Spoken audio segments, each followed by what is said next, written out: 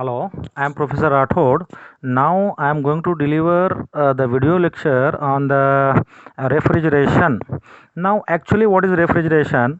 Refrigeration is a technique of producing cold and keeping the temperature below those of the immediate surrounding. Refrigeration means a reduction of temperature of a body below the general level of the temperature of the surroundings. It is further implies the maintenance of temperature of body at a lower level of temperature than the surrounding. Refrigeration. In the introduction of the refrigeration, the mechanism used for lowering or producing low temperature in a body or space whose temperature is already below the temperature of its surrounding is called refrigeration system. Here the heat is being generally pumped from low level to the higher one and is rejected at high temperature. Refrigeration. The term refrigeration may be defined as a process of removing heat from substance under controlled conditions. It also includes the process of reducing heat and maintaining the temperature of a body below the general temperature of its surrounding. In other words, refrigeration means continued extraction of heat from a body whose temperature is already below the temperature of surrounding. So this is the diagram of the refrigeration. So in the refrigeration, the compressor is there, the heat exchanger is there, pump is there, and jacketed cooler is there. So in the primary refrigerant circuit, compressor to expansion device to heat exchanger, also acting as a evaporator. That evaporator or the heat exchanger again joins the secondary circuit with help and the jacketed cooler in which the substance being cooled. So that is the refrigeration or refrigeration cycle. In refrigeration system, the heat is being generally pumped from low level to higher one and rejected at that temperature.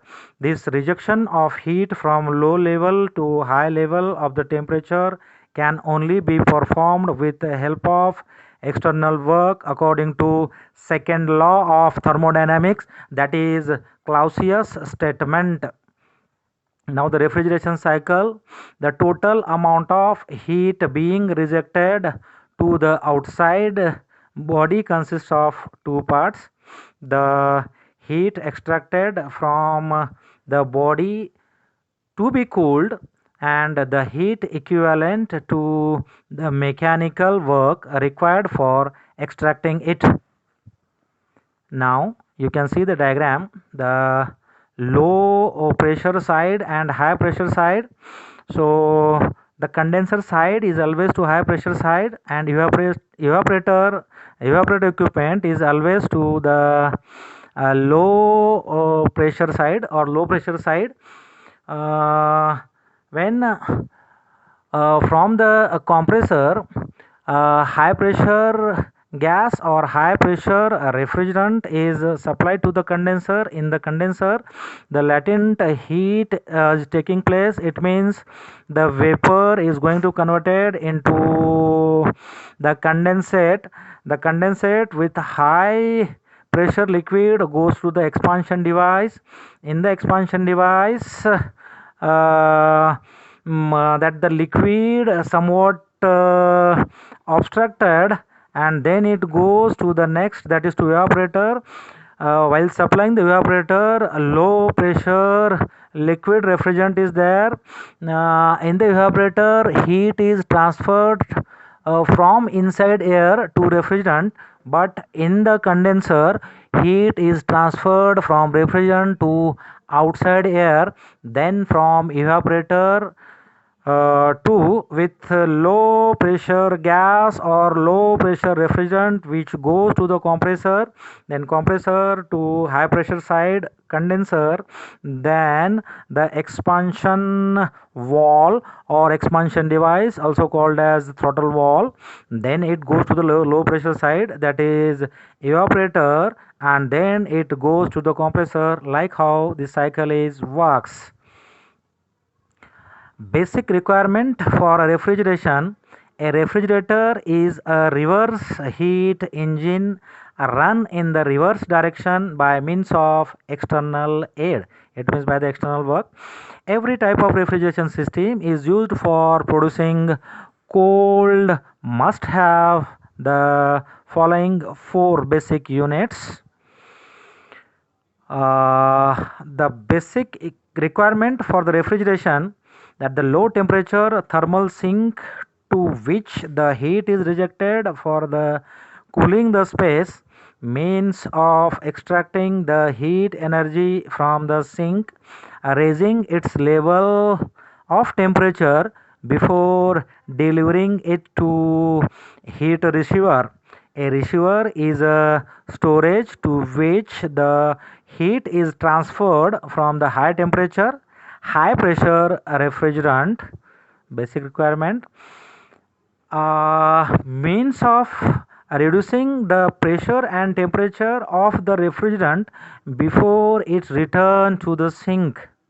The processes of the cycle are evaporation, compression, condensation, and expansion.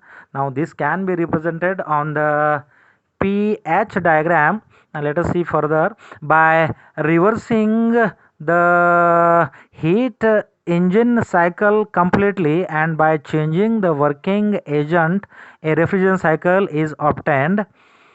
Now the types of refrigeration system, the popular type, one of the popular type is vapor compression refrigeration system, also called as VCRS or VCC, that is vapor compression cycle. Another one is vapor absorption refrigeration cycle, that is VARS.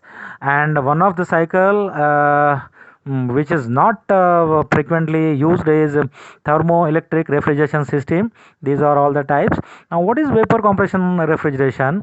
This is the most important system from the point of commercial and domestic utility and most practical form of refrigeration. It is basically used, as I told you, the working fluid refrigerant used in this refrigeration system readily evaporates and condenses or charges alternatively between the vapor and liquid phases without leaving the refrigeration plant. Vapor compression refrigeration, during the evaporation it absorbs heat from the cold body, or in condensing or cooling heat rejects heat to the external hot body. The heat absorbed from cold body during the evaporation is used as its latent heat for converting it from the liquid to vapor. Thus, cooling effect is created in working fluid. Vapor compression refrigeration cycle. This is the cycle. You can see the compressor with the high pressure, it goes to the condenser. In the condenser, that vapor is going to converted into the liquid, that it means the latent phase. It means the vapor is going to converted into the liquid. Latent phase is taking place, then goes to the expansion device. Then it goes to, with the low pressure and low temperature, the vapor in form of the liquid, that vapor goes to the evaporator. Then from the evaporator with the somewhat liquid converts into the vapor. With the low pressure and low temperature, the vapor goes inside the condenser, whereas evaporator maintains a low pressure side and condenser maintains the high pressure side. You can look into the diagram. Always in the other part of the compressor, one is condenser which maintains the high pressure, and Another side, the equipment always equipped, that is the evaporator, and it maintains always the low pressure side. Always in the vapor compression cycle, in between the condenser and evaporator, the equipment called expansion device. So from the condenser, when the condensate comes in the expansion device, it somewhat stores, it somewhat takes the time as the diameter of the pipe has been reduced. Then with very low speed it goes to the evaporator. So from the compressor to condenser, condenser to expansion wall, expansion wall to evaporator, like how it works. Now the vapor compression refrigeration, this system of refrigeration thus acts as a latent heat pump, since its pump is latent heat from the cold body or the brine and rejects it or delivers it to the external hot body or the cooling medium. According to law of thermodynamics, this can be done only on the expenditure of energy which is supplied to the system in the form of electrical energy driving the compressor. A vapor compression system. The vapor compression cycle is used in most of the modern refrigeration system in large industrial plants. Vapor in this cycle is circulated through the various components of the system, where it undergoes a number of changes in its state or condition. Each cycle of operation consists of 4 fundamental changes of the state or the process. The processes are expansion, vaporization, compression, and condensation. Components of vapor compression system, that is VCS or VCC. The components: compressor, condenser, receiver, expansion wall, and evaporator. Compressor: the low pressure and low temperature refrigerant from evaporator is drawn into the compressor through the inlet or suction wall, where it is compressed to a high pressure and temperature. The high pressure and temperature vapor refrigerant is discharged into the condenser through the delivery or the discharge valve. Condenser: the condenser or the cooler consists of coils of pipes in which the high pressure and temperature vapor refrigerant is cooled and condensed. The refrigerant, while passing through the condenser, rejects its latent heat to the surrounding condensing medium, which is normally air or water. Thus, hot refrigerant vapor received from the compressor is converted into liquid in the form of condenser. What happens in the receiver? The condensed liquid refrigerant from the condenser is stored in a vessel known as receiver, from where it is supplied to the expansion wall or refrigerant control wall. Expansion wall. The function of expansion wall is to allow the liquid refrigerant under high pressure and temperature to pass at controlled rate after reducing its pressure and temperature.